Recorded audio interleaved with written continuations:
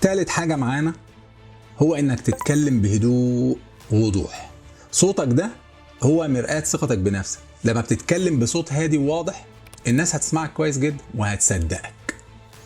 عندنا مثال كنا دايما متابعين الرئيس باراك اوباما في كل المؤتمرات اللي كان بيعملها، كان دايما بيتكلم بهدوء وثقه شديده جدا وصوته واضح، تعرف تميز الكلمات من بعضها بشكل كويس جدا. وكان بيستخدم كمان ايديه في الحوار، وده كان بيديه قوه اضافيه جدا في التواصل مع الناس. رابع حاجه معانا استخدام الاتصال البصري.